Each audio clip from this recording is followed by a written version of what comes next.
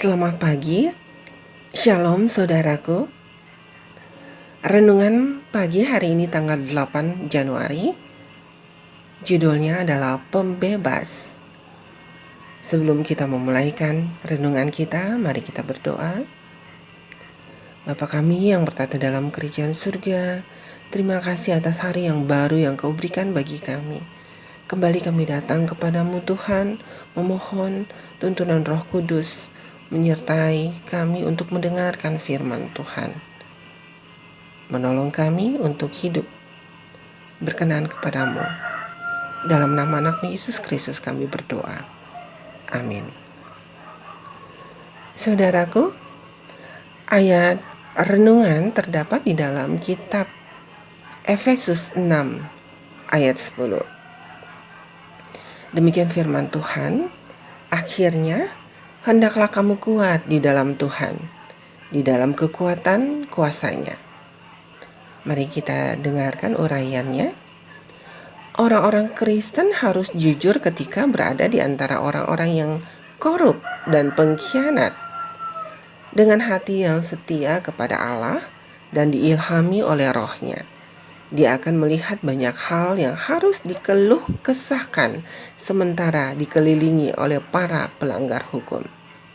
Mereka yang berada di pihak pemberontak besar yang telah membuang kesetiaan mereka kepada Allah surgawi. Kenyataan bahwa kedurhakaan sudah merajalela merupakan alasan yang kuat mengapa dia harus waspada dan tekun dan setia dalam pelayanan Tuannya, agar dia dapat dengan benar mewakili agama Yesus Kristus. Dari segala penjuru, prajurit Kristen akan mendengar rencana-rencana pengkhianatan dan ucapan pemberontakan dari mereka yang meniadakan hukum Allah. Hal ini harus meningkatkan semangatnya untuk bertindak sebagai penjaga yang setia bagi Allah dan menggunakan segala upaya untuk membawa jiwa-jiwa bernaung di bawah panji Pangeran Immanuel yang berlumuran darah. Semakin pekat kegelapan moral, semakin sungguh-sungguh usaha untuk berjalan bersama Tuhan, agar terang dan kuasa darinya dapat dipantulkan kepada mereka yang berada dalam kegelapan. Kasih orang Kristen yang sejati tidak akan menjadi dingin karena bertambahnya kedurhakaan.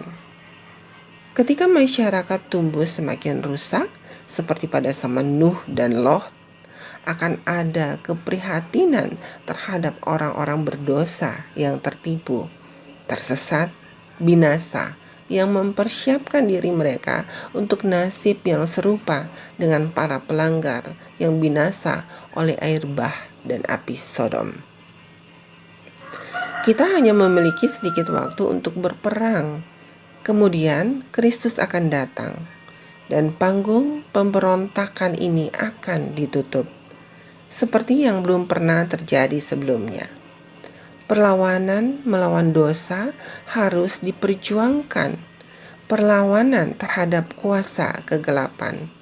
Waktu yang singkat menuntut aktivitas yang penuh semangat dan tekun dari mereka yang percaya akan kebenaran masa kini.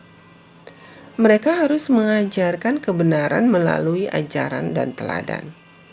Jika waktu terasa lambat untuk menunggu datangnya pembebas kita, jika kita tertunduk oleh kesengsaraan dan letih karena kerja keras, sehingga kita merasa tidak sabar untuk mengakhiri penugasan kita dan untuk menerima pembebasan yang terhormat dari peperangan, marilah kita mengingat, dan biarlah ingatan tersebut memeriksa setiap persungutan bahwa Allah meninggalkan kita di bumi untuk menghadapi badai dan konflik, untuk menyempurnakan karakter Kristen kita, untuk membuat kita mengenal lebih baik Allah Bapa dan Kristus, saudara sulung kita, dan melakukan pekerjaan dalam memenangkan banyak jiwa bagi Kristus.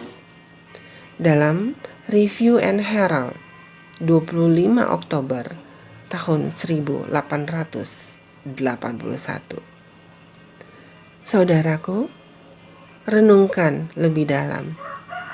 Apakah antagonisme orang-orang yang membenci kekristenan meningkatkan semangat saya untuk mengabarkan Injil sehingga si pengejek pun memiliki kesempatan untuk diselamatkan?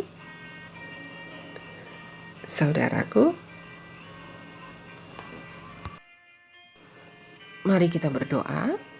Bapa kami yang di surga, dikuduskanlah namamu, datanglah kerajaan-Mu, jadilah kehendak-Mu di bumi seperti di sorga. Berikanlah kami pada hari ini makanan kami yang secukupnya, dan ampunilah kami akan kesalahan kami, seperti kami juga mengampuni orang yang bersalah kepada kami.